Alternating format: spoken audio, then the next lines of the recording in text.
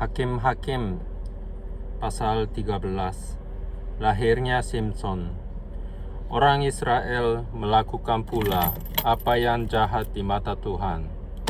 Sebab itu Tuhan menyerahkan mereka ke dalam tangan orang Filistin 40 tahun lamanya. Pada waktu itu ada seorang dari Zora, dari keturunan orang Dan, namanya Manoah.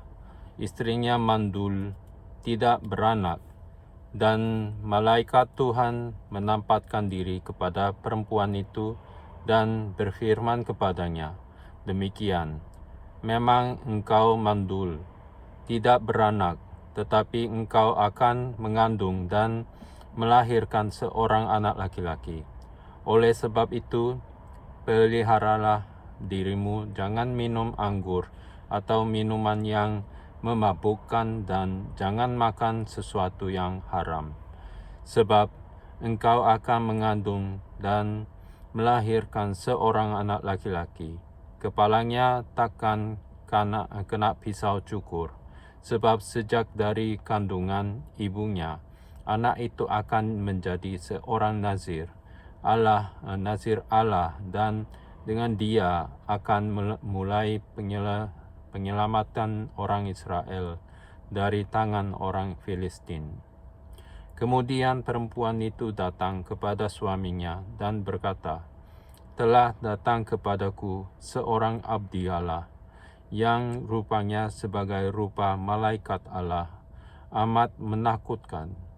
Tidak ku tanyakan dari mana datangnya, dan tidak juga diberitahukannya namanya kepadaku.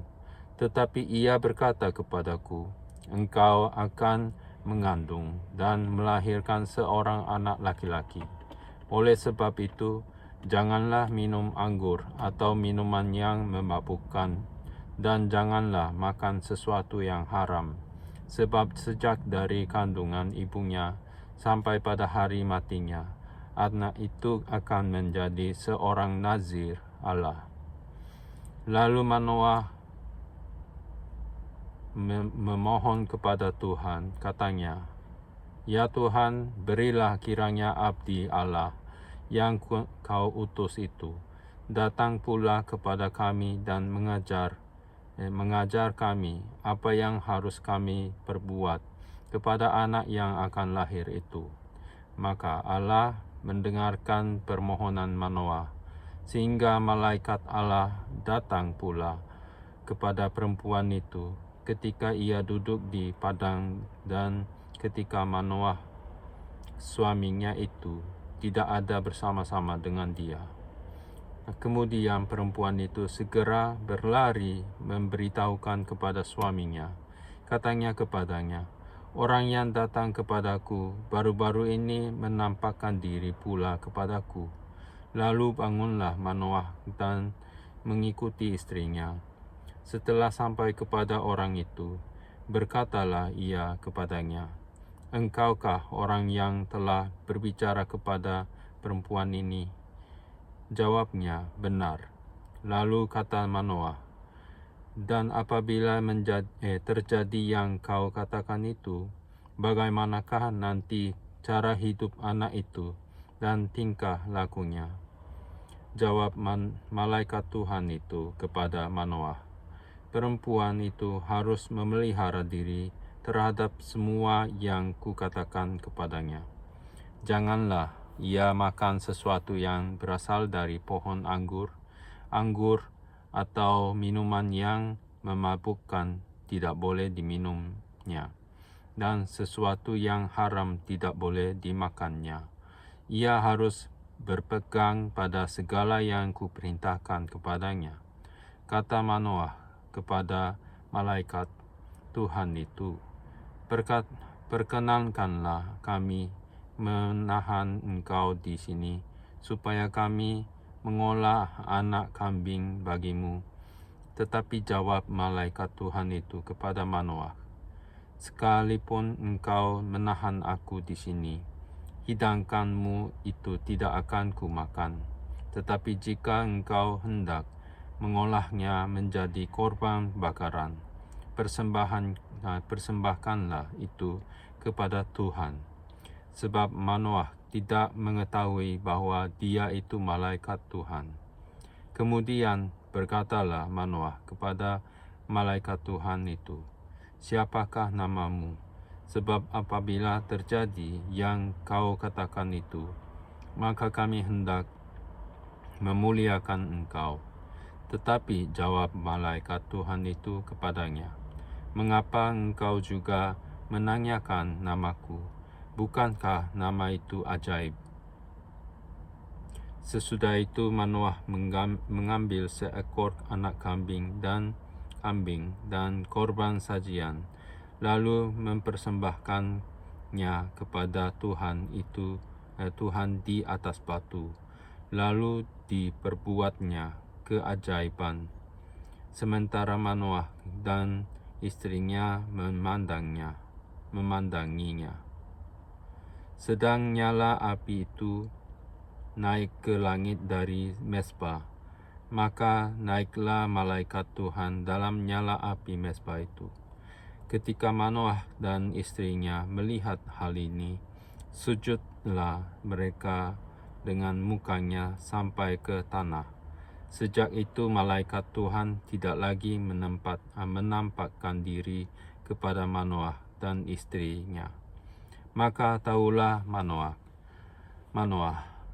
bahwa dia itu malaikat Tuhan.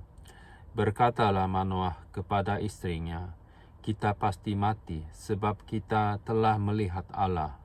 Tetapi jawab istrinya kepadanya, "Seandainya Tuhan hendak membunuh kita, maka tidaklah Ia menerima korban bakaran dan korban sajian dari tangan kita, dan tidaklah Ia memperlihatkan semuanya itu kepada kita, dan tidaklah Ia memperdengarkan hal-hal yang demikian kepada kita pada waktu sekarang ini." Lalu perempuan itu melahirkan seorang anak laki-laki dan memberi nama Simson kepadanya. Anak itu menjadi besar dan Tuhan memberkati dia. Mulailah hatinya digerakkan oleh Roh Tuhan di Mahnedan yang terletak di antara Zora dan Eshtaol. Pasal 14. Perkawinan Simson dan teka-tekinya. Simson pergi ke Timna dan di situ ia melihat seorang gadis Filistin. Ia pulang dan memberitahukan kepada ayahnya dan ibunya, "Di Timna aku melihat seorang gadis Filistin. Tolong ambillah dia menjadi istriku." Tetapi ayahnya dan ibunya berkata kepadanya, "Tidak adakah di antara anak-anak perempuan sanak saudaramu atau di antara seluruh bangsa kita seorang perempuan, sehingga engkau pergi mengambil istri dari orang Filistin, orang-orang yang tidak bersunat itu?" Tetapi jawab Simson kepada ayahnya, "Ambillah dia bagiku, sebab dia kusukai." Tetapi ayahnya dan ibunya tidak tahu bahwa hal itu daripada Tuhan asalnya, sebab memang Simson harus mencari gara-gara terhadap orang Filistin, karena pada masa itu orang Filistin menguasai orang Israel. Lalu pergilah Simson beserta ayahnya dan ibunya ke Timna. Ketika mereka sampai di kebun-kebun anggur di Timna, maka seekor singa muda mendatangi Simson dengan mengaum. Pada waktu itu berkuasalah Roh Tuhan atas dia, sehingga singa itu dicabiknya seperti orang mencabik anak kambing tanpa apa-apa di tangannya, tetapi tidak diceritakannya kepada ayahnya atau ibunya apa yang dilakukannya itu. Maka pergilah ia ke sana lalu bercakap-cakap dengan perempuan itu, sebab Simson suka kepadanya. Setelah beberapa waktu kembalilah ia ke sana untuk kawin dengan perempuan itu.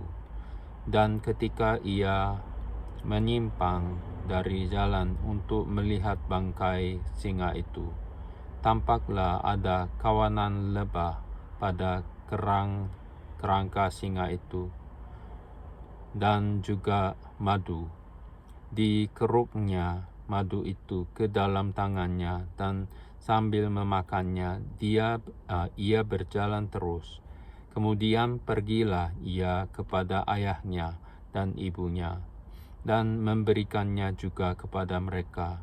Lalu mereka memakannya, tetapi tidak diceritakannya kepada mereka bahwa madu itu dikeruknya dari kerangka singa. Setelah ayahnya pergi kepada perempuan itu, Simson mengadakan perjamuan di sana. Sebab demikianlah biasanya dilakukan orang-orang muda. Ketika mereka melihat dia, dipilihlah 30 orang kawan untuk menemani dia. Kata Simson kepada mereka, Aku mau mengatakan suatu teka-teki, jawabnya, yang tepat kepadaku. Dalam 7 hari selama perjamuan ini berlangsung dan menebaknya, maka aku akan memberikan kepadamu 30 pakaian lenan dan 30 pakaian kebesaran.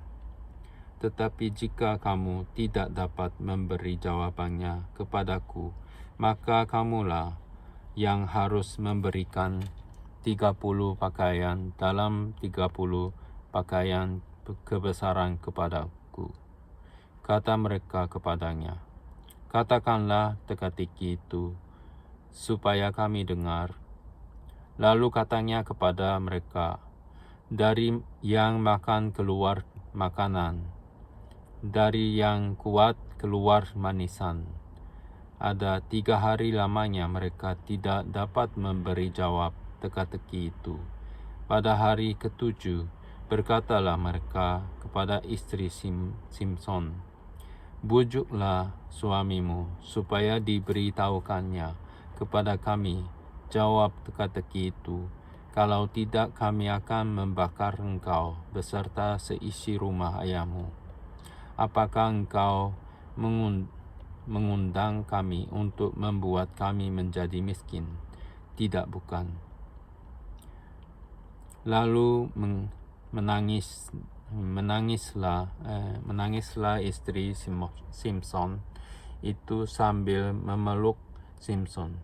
Katanya, Engkau benci saja kepadaku dan tidak cinta kepadaku. Suatu teka-teki kau katakan kepada orang-orang sebangsaku, tetapi jawabnya tidak kau beritahukan kepadaku. Sahutnya kepadanya, sedangkan kepada ayahku dan ibuku tidak ku beritahukan. Masakan kepada engkau akan ku beritahukan. Tetapi istrinya itu menangis di sampingnya selama ke-7 hari. Mereka mengadakan perjamuan itu. Pada hari yang ke-7 diberitahukannya lah kepadanya, karena ia merenget-renget kepadanya. Kemudian perempuan itu memberitahukan jawab teka-teki itu kepada orang-orang sebangsanya.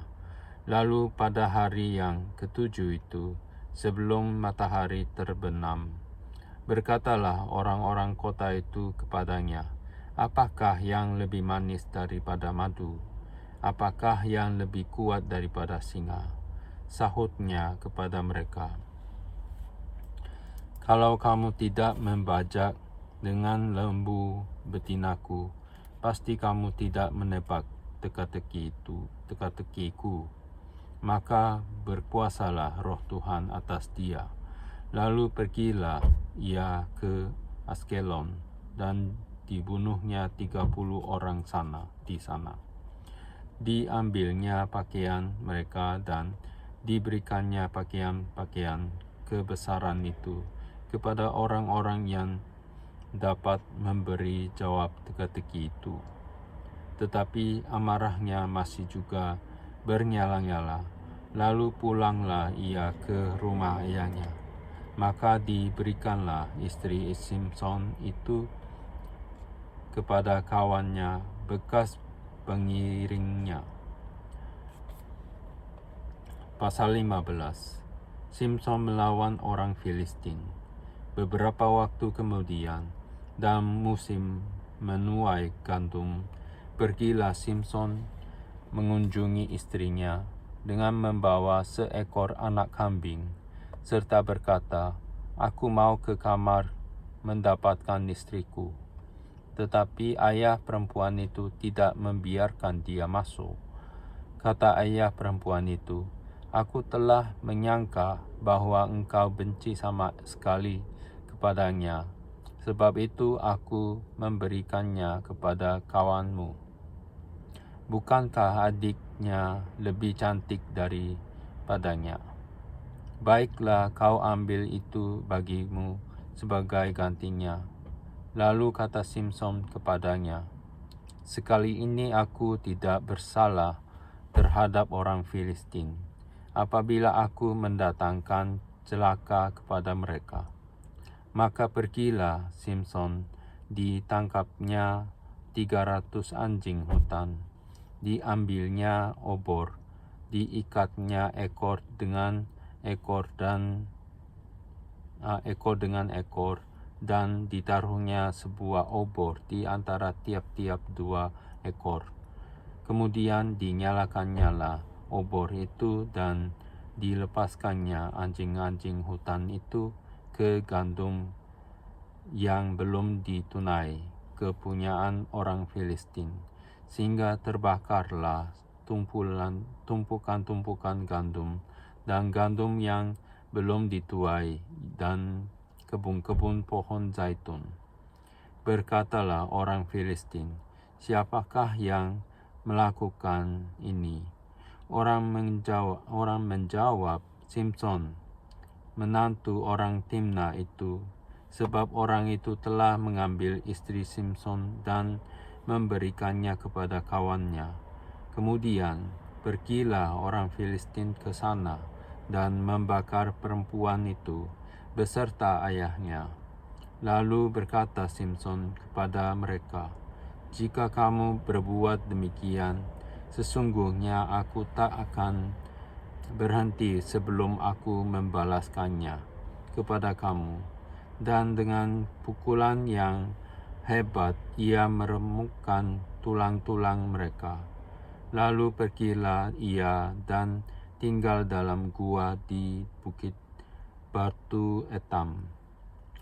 Lalu majulah orang Filistin dan berkemah di daerah Yehuda, serta memancar ke Lehi. Berkatalah orang-orang Yehuda, "Mengapa kamu maju menyerang kami?" Lalu jawab mereka, "Kami maju untuk mengikat Simson dan memperlakukan dia seperti dia memperlakukan kami." Kemudian turunlah 3.000 orang dari suku Yehuda ke gua di gunung Batu Etam dan berkata kepada Simson, "Tidakkah kau ketahui bahwa orang Filistin berkuasa atas kita? Apakah juga yang telah kau perbuat terhadap kami?" Tetapi jawabnya kepada mereka, "Seperti mereka memperlakukan aku, demikianlah aku memperlakukan mereka." Kata mereka kepadanya, "Kami datang ke sini untuk mengikat dan menyerahkan engkau ke dalam tangan orang Filistin." Tetapi jawab Simson kepada mereka, "Bersumpahlah kepadaku bahwa kamu sendiri tidak akan menyerang aku." Lalu kata mereka kepadanya, "Tidak, kami hanya mau mengikat engkau dan menyerahkan engkau ke dalam tangan mereka.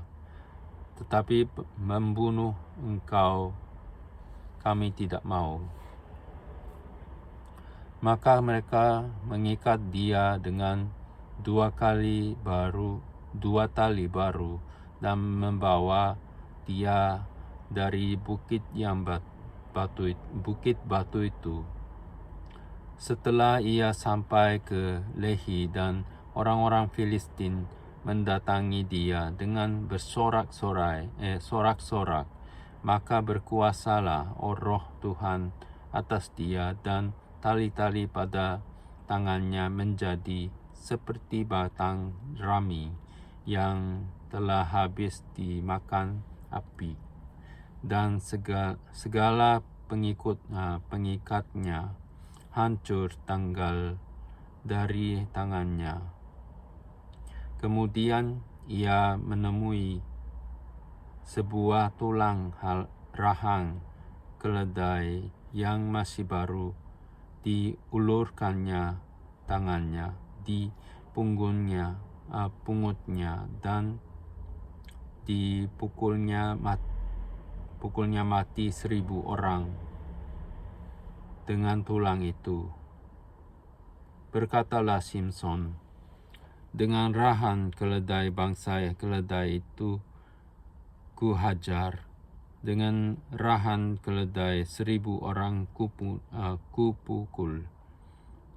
Setelah berkata demikian, dilemparnya tulang rahan itu dari tangannya. Kemudian dinamainya tempat itu Ramat Lehi. Ketika ia sangat haus, berserulah ia kepada Tuhan, oleh tangan hamba-Mu ini telah Kau berikan kemenangan yang besar itu. Masakan sekarang aku akan mati kehausan dan jatuh ke dalam tangan orang-orang yang tidak bersunat itu. Kemudian Allah membelah